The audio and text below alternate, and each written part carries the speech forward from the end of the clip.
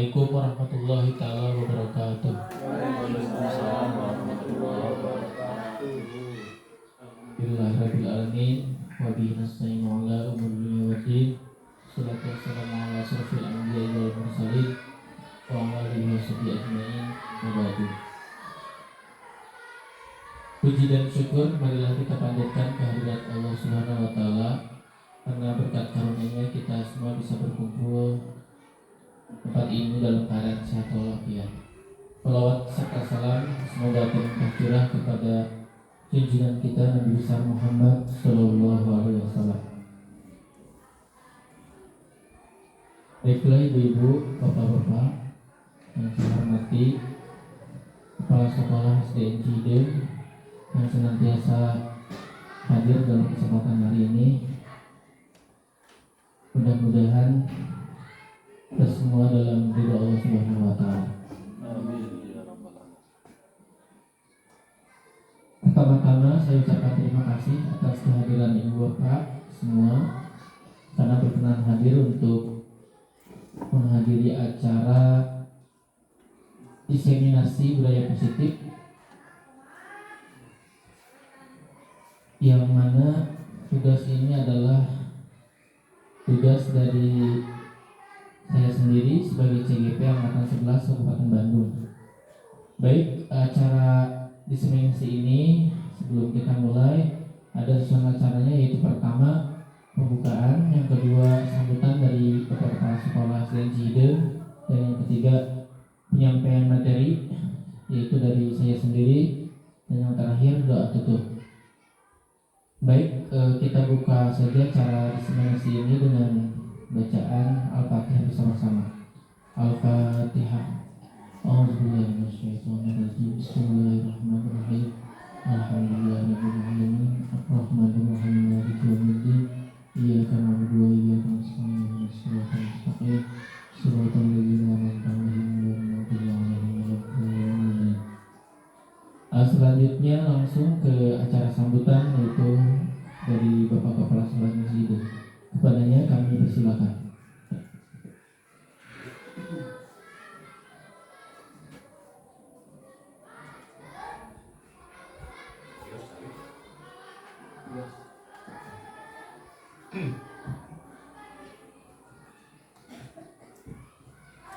Bismillahirrahmanirrahim. Assalamualaikum warahmatullahi wabarakatuh. Kita langsung aja. Pertama-tama tentunya ucapan terima kasih kepada rekan-rekan guru yang telah memberikan luangkan waktunya untuk memberikan motivasi kepada salah satu rekan kita, yaitu Pak Dedi, dalam melaksanakan memenuhi salah satu tugas yang diberikan dalam menempuh pendidikan guru penggerak. Mudah-mudahan atas partisipasi Bapak dan Ibu menjadikan satu kebaikan, pertama untuk Bapak dan Ibu, kemudian kebaikan juga bagi anak didik kita di sekolah ini. Bapak dan Ibu, tentunya acara ini tentang budaya positif. Budaya positif ini tentunya arahannya adalah kepada perilaku atau tindakan-tindakan yang berdampak positif. Tentunya ini sangat perlu kita cermati, kita pahami, dan mungkin nanti Bapak Didi akan menjelaskan atau memaparkan yang dimaksud dengan budaya positif ini. Semoga ilmu yang nantinya disebarkan oleh Pak Dedi ini bermanfaat bagi kita semua. Dan kita ketahui bahwa di sekolah ini ada satu orang yang sudah selesai melaksanakan pendidikan guru calon penggerak dan sudah menjadi guru penggerak, dan alhamdulillah hal tersebut memberikan satu motivasi atau budaya positif kepada rekan-rekannya yang sekarang diikuti oleh Pak Dedi dan Pak Rudi. Tentunya ini merupakan salah satu dampak positif bagi rekan-rekan, dan mudah-mudahan dengan adanya guru-guru yang mengikuti program ini memberikan sumbangsih yang besar terhadap perkembangan pendidikan yang ada di SD di Cihideng ini pada khususnya, pada umumnya kualitas pendidikan di negara ini tentunya. Semoga pelaksanaan ini berjalan lancar tanpa hambatan yang berarti, dan tentunya di akhir dengan pelaksanaan ini ada manfaat yang kita bisa ambil dari pelaksanaan diseminisasi budaya positif ini.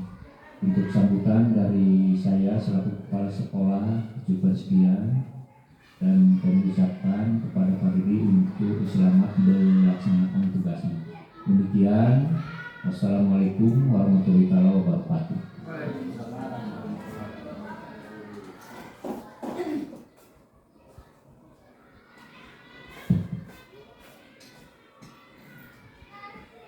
Terima kasih kepada Kepala Sekolah Sekolah Cihideng yang telah menyampaikan sambutannya dan menyampaikan motivasinya untuk kita semua agar kita membudayakan budaya positif di sekolah ini. Baik, acara selanjutnya yaitu penyampaian materi tentang diseminasi budaya positif yang insya Allah akan saya sampaikan sendiri. Izinkan saya untuk berdiri.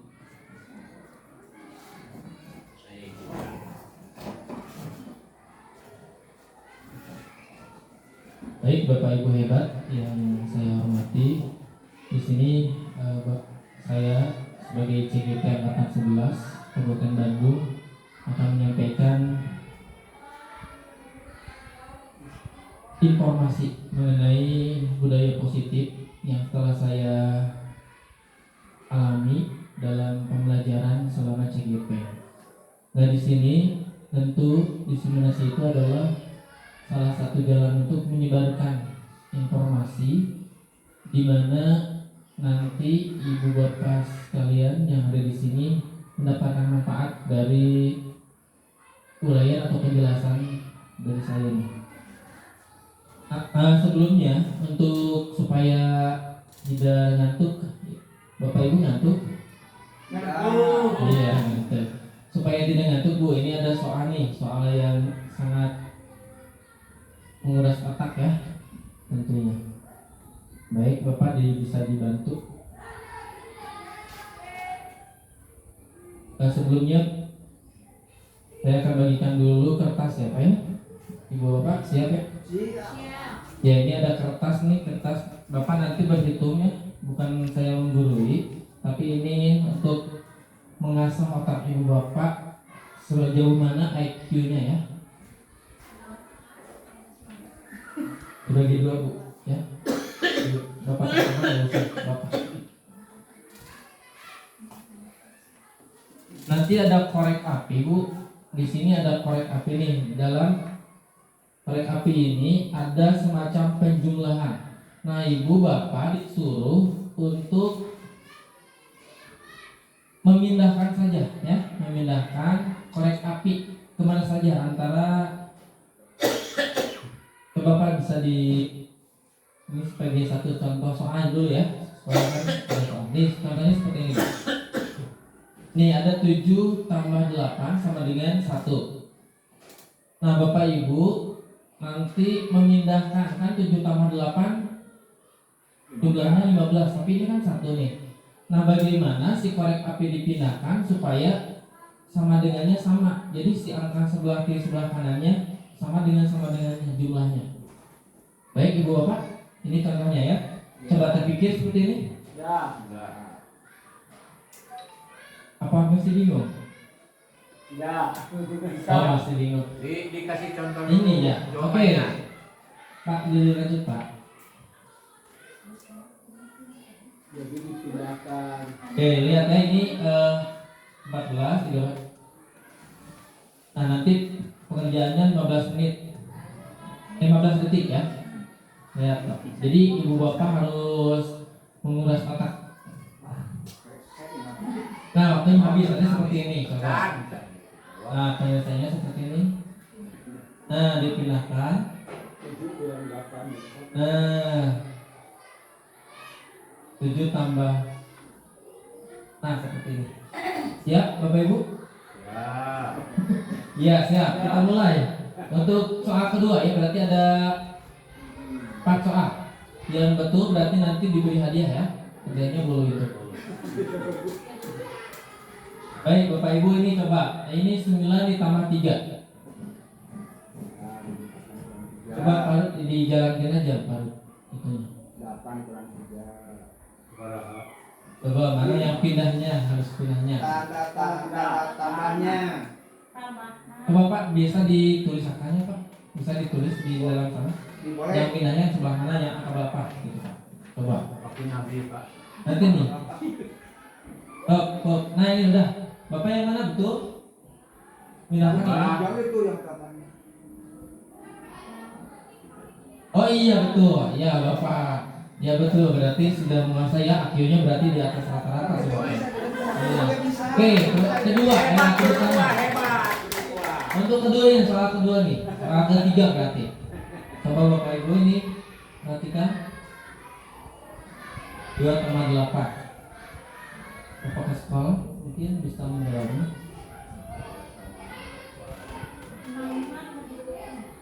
Tulis mau jawab 6-nya pindah ya. Oke, waktunya habis. 6-nya dipindah ke. Oh iya, oke. Kita saksikan. Oh iya betul. Ya, betul. Ya. Satu lagi ya, satu lagi Pak, satu lagi. Selanjutnya soal nomor 4. Siap? Iya. 1 ditambah saya ini paling gampang. Coba mana?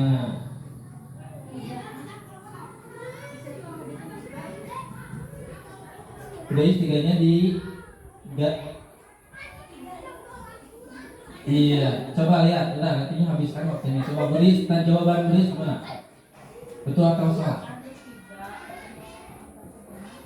Ya siap. Ya. Iya, betul. Haknya kau Buris ya, sangat luar biasa. Terus, satu lagi. Iya. Satu lagi Buris ya. Ini paling sulit atau satu lagi? 3 ditambah 5 supaya tidak ngantuk. Soalnya tadi kelihatannya Singapura di mana? 5-nya dipindahin. Bagus. Jadi tilu-tilu. Oh iya, kepala sekolah, coba lihat nanti jawabannya.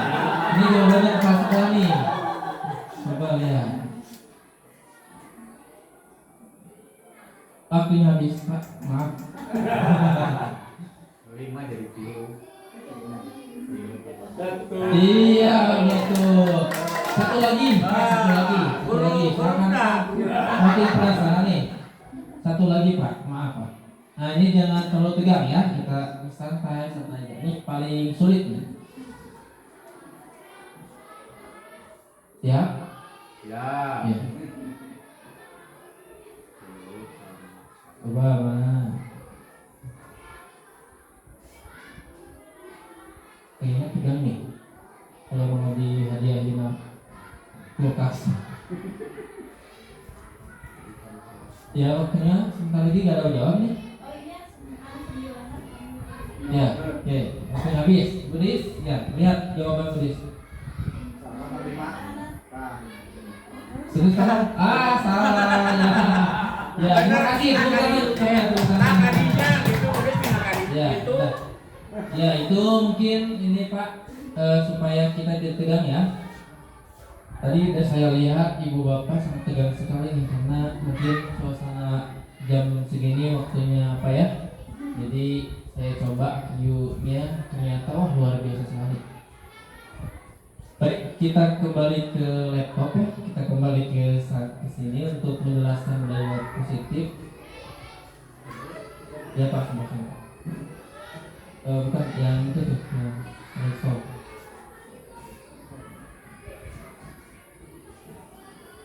Nah baik, selanjutnya Pak, next Pak.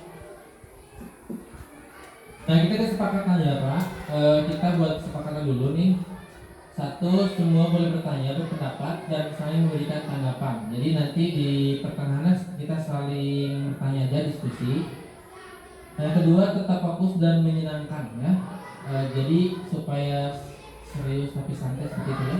Santai tapi serius ya. Jadi supaya tidak makna yang saya sampaikan bisa diterima oleh Bapak semua.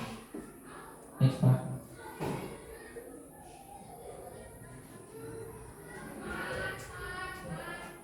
Nah, konsep inti dari budaya positif ini ada beberapa, yaitu yang pertama perubahan paradigma belajar, yang kedua disiplin positif, yang ketiga nilai-nilai kebajikan, keempat kebutuhan dasar manusia, selanjutnya motivasi perilaku manusia, posisi kontrol guru, keyakinan kelas, dan segi tiga restitusi.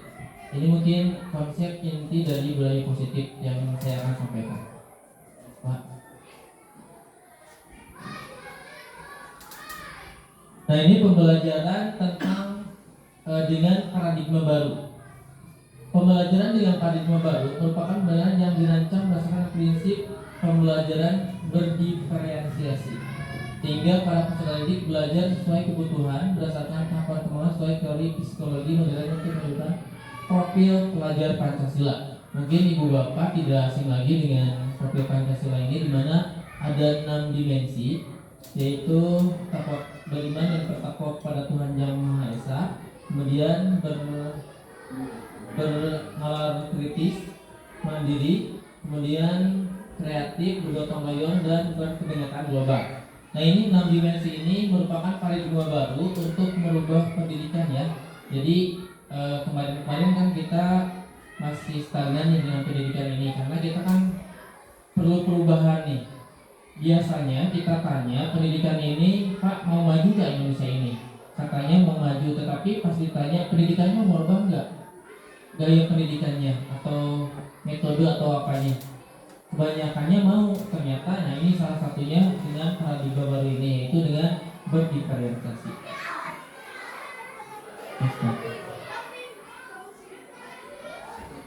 Nah ini miskonsepsi tentang teori kontrol. Jadi Bapak Ibu, ini ada kesalahpahaman tentang konsep tentang teori kontrol. Yaitu yang pertama, di mana itu guru mengontrol murid. Kemudian ilusinya bahwa semua penguatan positif efektif dan bermanfaat. Nah ini ternyata miskonsepsi ya, seperti ini. Terus bahwa kritik dan membuat sampai salah mampu menguatkan karakter, ternyata itu salah. Terus kemudian bahwa orang dewasa berhak memaksa. Nah ini keempat ini ternyata miskonsepsi dengan teori kontrol yang akan disampaikan sekarang ya. Terus Pak. Baik Bapak Ibu, nanti bisa kan ada pertanyaannya, ada tanggapan, nanti bisa langsung tangan ya, karena kita tidak membuka sesi tanya jawab khusus. Jadi Ibu Bapak bisa menanyakan, kita diskusi saja. Nah di sini mengubah paradigma stimulus respon ke pendekatan teori kontrol. Nah di mana teori kontrol ini adalah ini secara garis besarnya ya. Teori kontrol itu mulainya dari diri sendiri ya. Nah, sekarang kita kembangkan. Kemudian stimulus respon itu biasanya dari eksternal, dari luar. Nah yang kita kembangkan sekarang ini adalah harus dari diri sendiri. Jadi siswa itu jangan terpaksa ya, tapi dari diri sendirinya yang bisa melakukan seperti itu. Nah ini diharapkan sendiri. Nah dari stimulus respon itu reality kebutuhan kita sama, tetapi dalam teori kontrol itu realitas kebutuhan kita berbeda ternyata ya. Nah kemudian semua orang melihat hal yang sama, tapi dalam teori kontrol setiap orang memiliki gambaran yang berbeda. Nah kemudian kita mencoba dalam stimulus respon kita mencoba mengubah orang agar berpandangan sama dengan kita. Nah ini sangat berkejaya ya kalau bahasa itunya. Dengan teori kontrol, nah kita berusaha memahami pandangan orang lain tentang dunia. Kemudian perilaku buruk dilihat sebagai suatu kesalahan dalam stimulus respon. Nah dalam teori kontrol semua perilaku memiliki tujuan. Nanti bisa buka lagi ya. Kemudian orang lain bisa mengontrol saya, tapi dalam teori kontrol hanya Anda yang bisa mengontrol diri Anda. Nah kemudian saya bisa mengontrol orang lain. Dalam teori kontrol Anda tidak bisa mengontrol orang lain. Kemudian memaksakan Anda pada saat rujukan gagal. Terus kalau dalam teori kontrol kolaborasi dan konsensus menciptakan pilihan-pilihan baru. Nah, model berpikir menang kalah dalam stimulus respon itu ternyata tidak dianggap dengan teori kontrol itu. Itu model berpikir menang. Jadi tidak ada menang kalah ternyata ya. Yang dikembangkan sekarang yaitu kita berpikir model menang dan menang ya, menang dan menang. Nah di sini dalam selanjutnya yaitu apa itu disiplin. Mungkin ibu bapak setelah tidak aneh tidak asing bagi ibu bapak apa itu disiplin. Mungkin ada tanggapan dari bapak ibu untuk mengenai disiplin ini. Oh bapak, bisa menyampaikan tanggapannya? Ya, terima kasih Pak Dedi, terima kasih sebagai CGP A11. Kalau kita lihat secara sederhana barangkali yang namanya disiplin untuk mempermudah apa menurut kita definisi daripada disiplin. Suatu saat kita pernah mengatakan kepada anak-anak kalian harus membiasakan diri disiplin. Berarti disiplin itu kembali kepada satu sikap, bahwa disiplin adalah sikap di mana seseorang itu mentaati atau mematuhi sebuah aturan yang berlaku. Secara sederhana barangkali seperti itu makna daripada disiplin. Mungkin Bapak Ibu guru yang lain bisa melengkapi. Terima kasih Pak Dedi.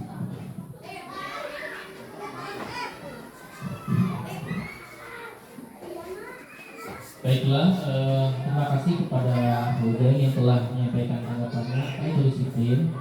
Nah baik kita kupas saja ya, karena mungkin disiplin ini cakupannya sangat luas sekali.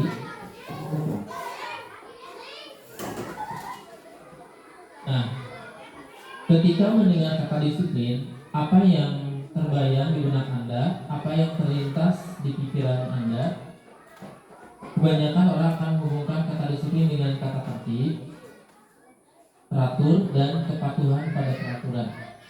Kata disiplin juga sering dihubungkan dengan hukuman, padahal itu sungguh berbeda. Karena belajar tentang disiplin positif tidak harus dengan memberi hukuman. Justru itu adalah salah satu alternatif terakhir, dan kalau perlu tidak gunakan sama sekali. Nah ini ya, jadi sedikit perubahannya, bukan perubahan, memang dasar disiplinnya seperti itu. Nah kemudian dalam budaya kita makna kata disiplin dikenali sebagai sesuatu yang dilakukan seseorang pada orang lain untuk mendapatkan kepatuhan. Kita cenderung menghubungkan kata disiplin dengan ketidaknyamanan. Nah Bapak pendidikan kita Ki Hajar Dewantoro menyatakan bahwa di mana ada kemerdekaan, disitulah harus ada disiplin yang kuat. Sungguh pun disiplin itu bersifat self-disiplin, yaitu kita sendiri yang mewajibkan kita dengan sekeras-kerasnya, tetapi itu sama saja. Sebab jikalau kita tidak cakap melakukan self-disiplin, wajiblah penguasa lain mendisiplinkan diri kita. Dan peraturan demikian itulah harus ada di dalam suasana merdeka. Nah itu berdasarkan pendapat dari Ki Hajar Dewantoro. Jadi disiplin ini intinya dari diri sendiri ya. Jadi self disiplin seperti itu yang diutarakan dengan Ki Hajar Dewantara. Kita harus bangga ya karena Ki Hajar Dewantara ini tokoh pendidikan Indonesia yang sekarang sedang menjadi viral ya dalam kurikulum Merdeka ini. Baik Pak, selanjutnya.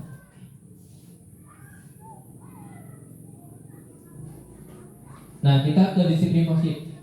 Nah, disiplin berasal dari kata disiplina yang artinya belajar. Disiplin mengacu pada disiplin diri yang memiliki tanggung jawab terhadap apa yang dilakukan berdasarkan nilai-nilai yang diyakini.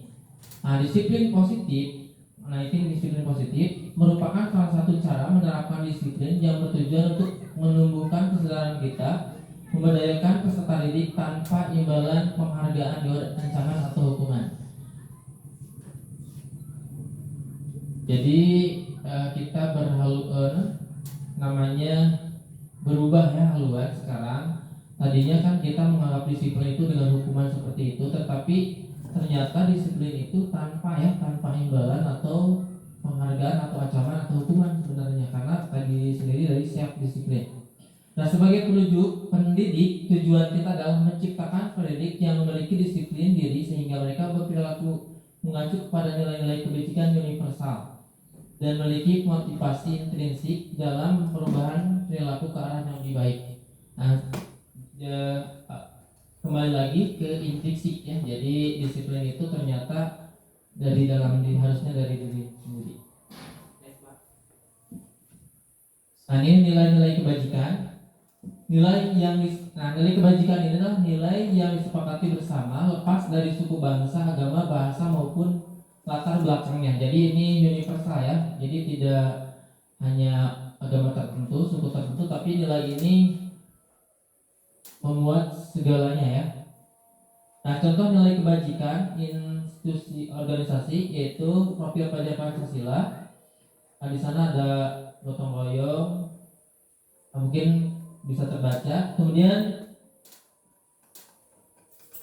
toleransi, rasa hormat. Kemudian dalam keterampilan hidup, life skill, dipercaya, lulus, hati, pendengar yang aktif dan tidak merendahkan orang lain. Nah, seperti itu slide.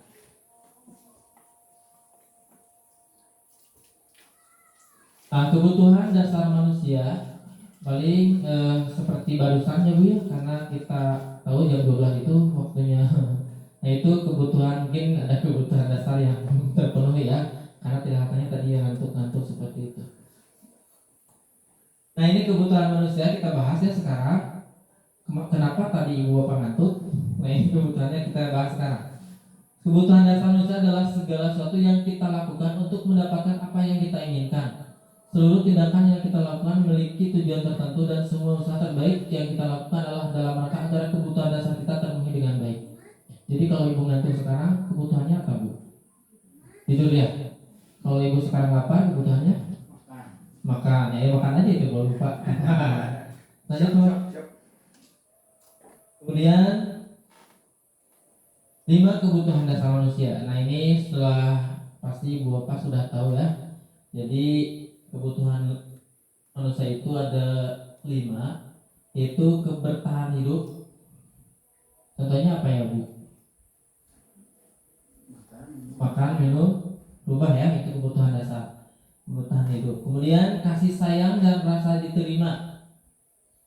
Nah, ini hubungannya dengan berbagi kerjasama ya dalam kelompok. Kemudian penguasaan. Nah, ini menjadi pemimpin ya, seperti kepala sekolah. Kemudian kebutuhan kebebasan. Nah, ini untuk mencoba hal baru. Kemudian kesenangan, itu untuk seperti bermain, humor, antusias, tertawa. Itu kebutuhan juga ya Bu. Jadi jangan sampai Ibu tertawa sendiri. Jadi emang dibutuhkan, tapi kalau tertawa sendiri itu lebih kebutuhannya terlalu ya, terlalu banyak kebutuhan yang dipertanyakan. Ya Pak, bagus. Nah, kemudian motivasi perilaku manusia itu ada 2 Bu motivasinya. Ada motivasi ekstrinsik, yaitu untuk menghindari ketidaknyamanan atau hukuman, untuk mendapatkan imbalan penghargaan dari orang lain. Nah, ini ya. Jadi kalau dari hukuman terus dari penghargaan itu ternyata dari luar, bukan asli ya. Nah, kemudian motivasi intrinsik ini untuk menjadi orang yang adalah ingin menghargai diri sendiri dengan nilai yang mereka percaya. Nah ini, jadi tujuan budaya positif ini ternyata ini tujuannya, yaitu memotivasi diri dari nilai sendiri, yaitu dari diri sendiri. Kemudian Pak, nah menurut Bapak apa perbedaan tentang hukuman, konsekuensi, dan restitusi? Apa yang diterapkan Bapak Ibu di kelas? Bapak Ibu Lina yang suka diterapkan di sekolah yang mana? Ibu Bapak bisa berpendapat, kalau dia bisa.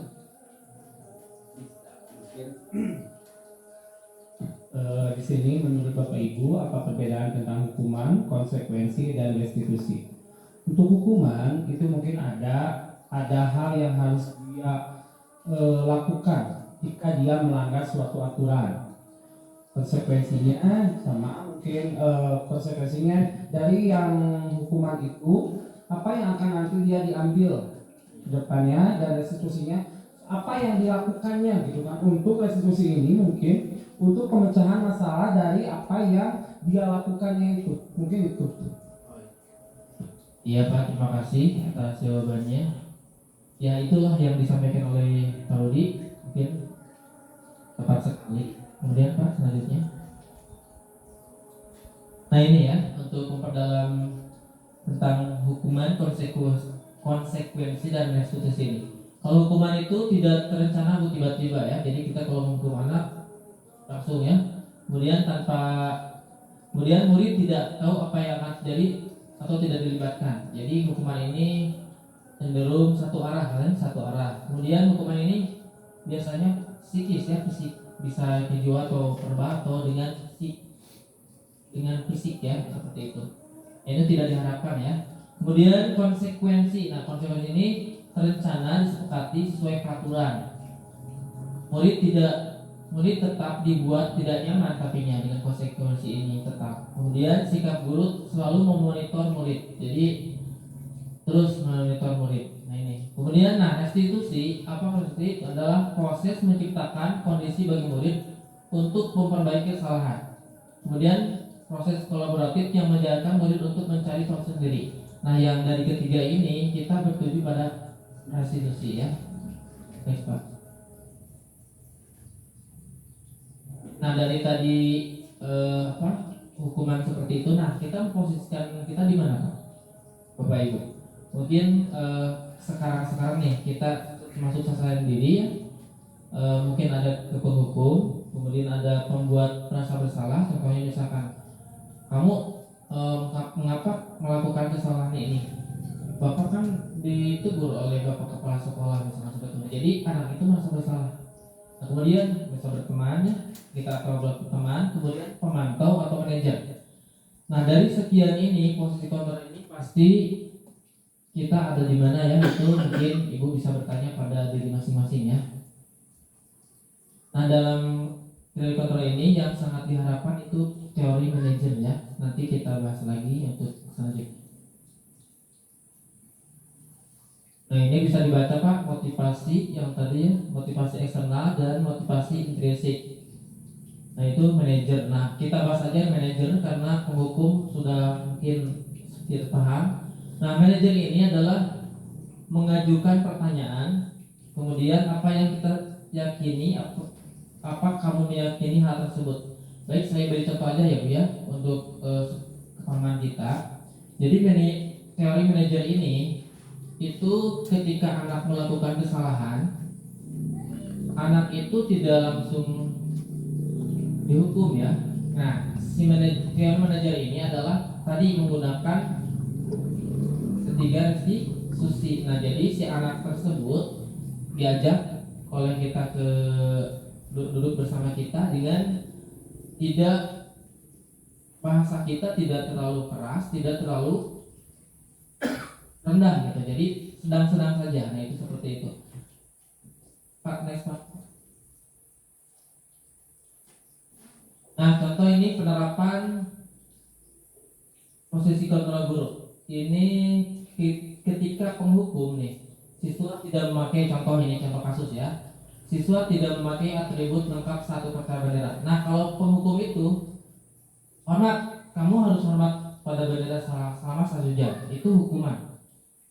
kalau membuat merasa bersalah, itu berapa kali ibu bapak harus memberitahu kamu selalu saja mengecewakan ibu bapak. Jadi anak itu disudutkan lah, merasa bersalah. Next Pak.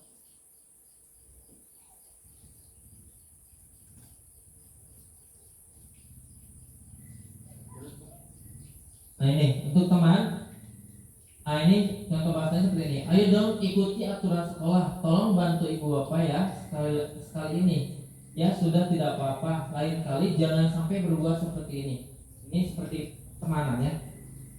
Nah pemantau, kamu sudah melanggar peraturan sekolah. Kamu tahu konsekuensinya. Setelah upacara kamu beli atributnya ke koperasi dan jangan diulang-ulang lagi. Jadi tidak nyaman ya karena ada suruhan untuk membeli. Kemudian manajer ini, apakah kamu tahu kesalahanmu? Kira-kira bagaimana kamu memperbaiki kesalahanmu? Nah ini tujuannya ke sini Bu. Jadi manajer ini adalah supaya anak itu bisa memperbaiki kesalahannya tanpa menjudge gitu ya anak tersebut. Next Pak. Baik Pak, untuk memahami tentang ini ada video sedikit.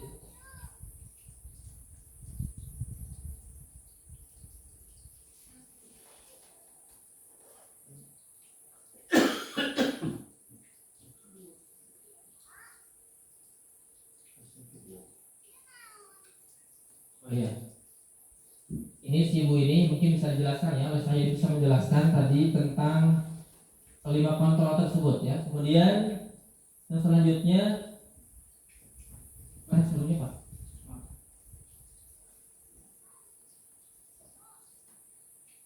Nah ini, jadi si ibu yang mungkin CGP setelah tahu ya, si ibu tersebut menjelaskan tentang 5 posisi kontrol. Next Pak. Nah dalam tersebut itu ada keyakinan kelas. Mengapa keyakinan kelas? Mengapa bukan peraturan kelas? Jadi kita sekarang mengarah ke keyakinan kelas. Nah dalam pembentukan keyakinan kelas ini biasanya anak si keyakinan kelas itu bersifat abstrak, jadi terlihat ya. Kemudian berupa pernyataan universal. Nah, kemudian dibuat dalam pernyataan positif sedikit saja agar mudah diingat. Jadi jangan terlalu banyak untuk membuat keyakinan kelas ini. Kemudian sesuai dengan kondisi kelas dan sekolah hingga mudah diterapkan. Nah kemudian semua warga kelas dilibatkan saat membuat keyakinan kelas. Jadi tidak sebagian siswa saja ya.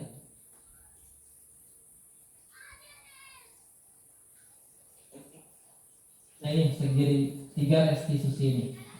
Mungkin Bapak CGP yang lain telah menjelaskan ya tentang ini. Tapi ini garis besarnya seperti ini. Kamu dalam ini ada pertama itu yang kita harus lakukan yaitu menstabilkan identitas dulu. Nah setelah menstabilkan identitas, kemudian validasi tindakan yang salah. Kemudian menanyakan keyakinan kelas yang telah disepakati. Next Pak. Next Pak.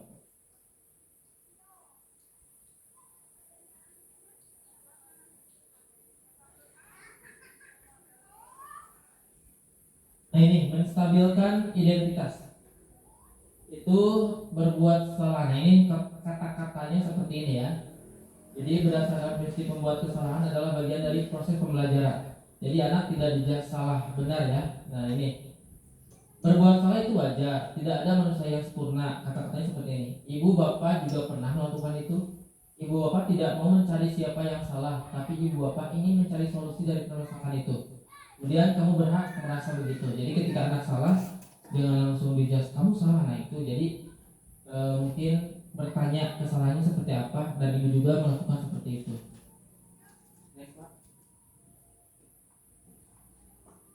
Nah, kemudian tindakan kedua, validasi tindakan yang salah. Nah ini contoh kata-katanya. Kamu pasti punya alasan mengapa melakukan hal itu. Padahal kamu bisa melakukan yang lebih baik dari ini. Kamu patut bangga karena telah melindungi sesuatu yang penting buatmu. Kamu melakukannya karena mempertahankan sesuatu yang penting bagimu. Jadi ketika anak salah itu seolah tidak disalahkan ya. Next Pak. Kemudian Kemudian yang terakhir itu menanyakan keyakinan. Nah, di sini kemudian anak kita sebagai guru menanyakan keyakinan. Apa sih keyakinan kelas yang kita telah buat? Jadi anak itu dengan sendirinya merasa, oh iya betul, saya itu tidak boleh apa gitu ya, atau berkata ketika anak berbicara dengan kotor atau kasar, oh iya saya itu membuat kesepakatan tidak boleh berkata kasar seperti itu. Nah, alhamdulillah diseminasi ini telah selesai Bu. Yang telah saya sampaikan mungkin ibu bapak kurang puas dengan penjelasan saya. Mudah-mudahan ya, supaya ibu bapak bisa menggali lagi dari sumber yang lain. Nah, ini sebagai penutup, dalam penerapan program disiplin positif ini, hendaknya guru memiliki standar kepribadian profesional dan sosial yang baik, di mana guru mampu merefleksi dirinya dalam posisi kontrol saat ini. Bagaimana perjalanan dirinya sebagai manajer ya. Di sini dikatakan tadi saya setelah mengerucutkan, jadi intinya kita harus bertindak sebagai manajer ya, jangan sebagai penghukum lagi. Kemudian yang menuntun murid-muridnya menjadi insan yang mandiri, merdeka, dan bertanggung jawab. Ya, ini sesuai dengan standar nasional pendidikan. Jadi sebenarnya nyambung ya antara pemikiran Ki Hajar Dewantara itu dengan standar nasional pendidikan yang sekarang ini. Padahal sudah jauh-jauh ya, jauh-jauh pemikiran Ki Hajar Dewantara ini. Baik, demikian. Mungkin tadi karena diskusi udah disampaikan ya kita bersama. Baik, kita akhiri saja acara diseminasi ini. Mohon maaf apabila saya dalam menjelaskan budaya positif ini kurang maksimal. Mohon maaf. Kurang lebihnya mohon maaf.